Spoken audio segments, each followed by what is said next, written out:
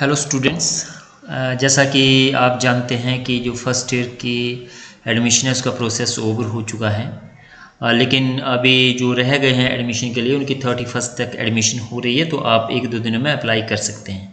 आज हम बात करते हैं बीए फर्स्ट ईयर के जो सिलेबस है पूरा का पूरा, कितनी बुक्स आपकी इसमें रहेंगी। और पर्टिकुलरली आज हम बात करेंगे जो मेजर हिस्ट्री की का सिलेबस है और बुक्स है, उसके ऊपर हम बात करते हैं जिसका मेजर हिस्ट्री है। तो ये काफ़ी इम्पॉर्टेंट है, खासकर जो इक्ड्यूअल के स्टूडेंट्स है और प्राइवेट स्टूडेंट्स है उनके लिए काफ़ी इम्पॉर्टेंट है, क्योंकि उनको जो है वो कई बार दिक्कत रहती है सिलेबस की और बुक्स की। तो इसमें मैं बुक्स की भी बात करूँगा और सिलेबस की भी बात करूँगा। तो कुल मिलाकर आपका ये पूरा का पूरा चॉइस रहेगी DSC 1 और DSC 2। तो आपको दो सब्जेक्ट आपके चॉइस के मिले होंगे। एक तो आपने जिसमें अप्लाई किया होगा, मान लो किसी ने हिस्ट्री में अप्लाई किया है या किसी ने पॉलिटिकल साइंस में अप्लाई किया है, और उसके साथ आपने जो दूसरा सब्जेक्ट आपको मिला होगा, है ना। तो मान लो किसी का हिस्ट्री है, जो मेन सब्जेक्ट है हिस्ट्री है, मेजर जिसको आप बोलते हैं, मान लो, है ना। तो इसमें आपको कोई ऐसी ज़रूरत नहीं है जो रेगुलर स्टूडेंट है कि मेरे को हिस्ट्री मेजर नहीं मिला या पॉलिटिकल साइंस मेजर नहीं मिला, तो इसमें कोई इशू नहीं है। आप एमए किसी में भी कर सकते हैं जो दो आपके मेन सब्जेक्ट हैं। उसके साथ आपको मान लो किसी को पॉलिटिकल साइंस मिला होगा, किसी को हिंदी मिला होगा, हिस्ट्री के साथ किसी को जो है वो पब्लिक एड मिला होगा, या किसी का मेन मान लो पब्लिक एड होगा उसके साथ उसको हिस्ट्री मिला होगा, है ना। तो ये हो गए आपके दो बुक्स, इसकी हो गई, हिस्ट्री की हो गई, और दो बुक्स मान लो आपके पॉलिटिकल साइंस है तो वो हो गई। तो चार बुक्स ये हो गई आपकी, है ना, जो दो मेन कोर्स है। और इसके आपके 6 क्रेडिट होते हैं एक बुक्स के, है ना। तो ये हो गए आपके दो मेन कोर्स जो कि आपको आपकी चॉइस से मिले हैं अकॉर्डिंग टू मेरिट।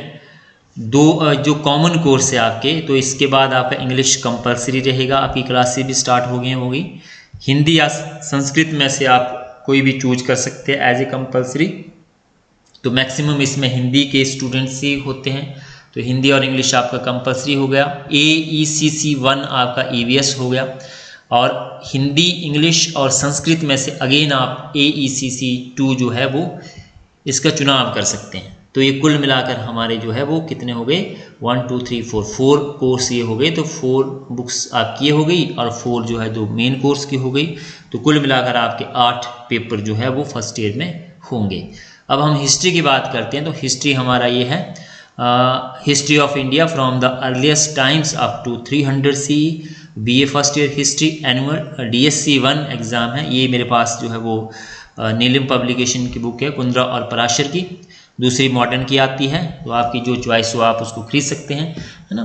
तो इसमें आपका जो है फर्स्ट ईयर DSC 1 जो है आपका जो सिलेबस है, source and interpretation of Indian history, changing interpretation of earlier Indian history, survey of palaeolithic and Mesolithic and Neolithic culture, है ना, मतलब नवपाषाण काल, मध्य पाषाण काल और पूरा पाषाण काल है।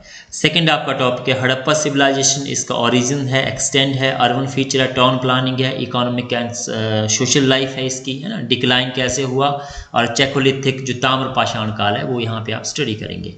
सेकंड में ही आपका वैदिक कल्चर आ जाएगा, पॉलिटी, इकोनॉमी, सोसाइटी और रिलीजन आ जाएगा, जो आपका ऋग वैदिक काल है और उत्तर वैदिक काल है। और इसके बाद फिर है beginning of the iron age and megalithic culture जो है वो यहाँ पे रहेगा, है ना, कि लौह संस्कृति की शुरुआत कैसे हुई। तो ये आपका सेकंड यूनिट है। थर्ड यूनिट में है आपका इमर्जेंस ऑफ महाजनपद, टेरिटोरियल स्टेट ना, जिसमें कि आपका जो महाजनपद है, जो गणराज्य आपके बने 16 स्टेट्स थी, उसके बारे में पढ़ेंगे।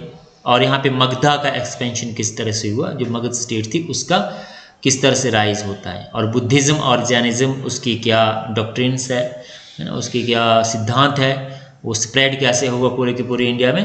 तो ये आपका इसमें रहेगा बुद्धिज़्म और जैनिज़्म। और लास्ट यूनिट है आपका the Mauryan empire, state and administration, economy, Ashok का धम्मा है, आर्ट एंड आर्किटेक्चर है, और यहीं पे फिर पोस्ट मॉडर्न पीरियड है with special reference to the Sunga, Satavahana, Kushan, polity, economy, society, Kushan और जो सुंग डायनेस्टी उसके बारे में। और लास्ट है Sangam age, polity, economy and society, Sangam वंश के बारे में हम पढ़ेंगे। यहाँ पे हमारा जो फर्स्ट कोर्स है वो समाप्त हो जाता है ना। तो ये बुक्स मार्केट में आ चुकी है, इसको आप जो है वो परचेज कर सकते हैं। इसके बाद जो है वो history of India from 300 to 1206 DSC 2 है ये हिस्ट्री 102 कोड आपको पता होने चाहिए।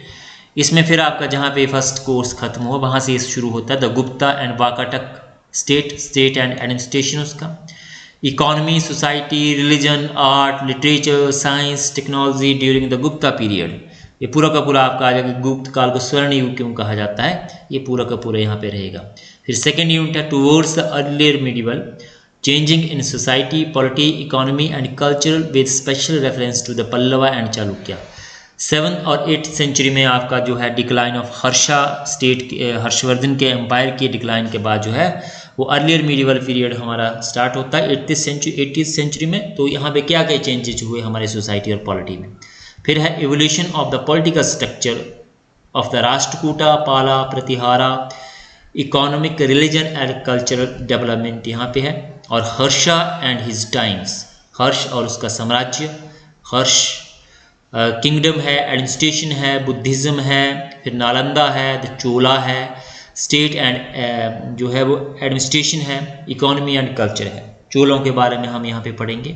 और लास्ट टॉपिक आपका है लास्ट यूनिट का the emergence of the Rajput state in northern India, social economic foundation किस तरह से हुई, और जो है द अरवा स्टेट है, the Ghaznavi and Gauri, north west establishment of Delhi सल्तनत, ओवरलैंड एंड मेडिटेरियन ट्रेड। और जो ये पीरियड था इस समय में जो है ओवरलैंड और जो आपका समुद्री और स्थल का जो व्यापार था वो किस तरह से हुआ विदेशों के साथ। तो यहाँ पे गौरी और गजनवी, मोहम्मद बिन कासिम के आक्रमण होते हैं, गजनवी और गौरी, जिसमें तुर्कों और अरबों के आक्रमण होते हैं, जो कि आपका लास्ट टॉपिक है। और यहीं पे हम करेंगे कि किस तरह से मोहम्मद गौरी ने दिल्ली सल्तनत की स्थापना की। तो यहाँ पे हमारा जो सेकेंड बुक है वो यहाँ पे खत्म होती है। तो आई होप आपको हिस्ट्री का जो सिलेबस है, क्योंकि सिलेबस काफ़ी इंपॉर्टेंट रहता है, तो यहाँ पे आपको एक आइडिया जो है वो मिल गया होगा। ये सारे के सारे टॉपिक आपने जो है वो इसमें स्टडी करने हैं। अगर आपकी कोई इसके अलावा कोई समस्या, कोई क्वेरी हो तो आप मुझे लिख सकते हैं, मैं कोशिश करता हूँ कि उसका रिप्लाई करूँ। थैंक यू सो मच, धन्यवाद।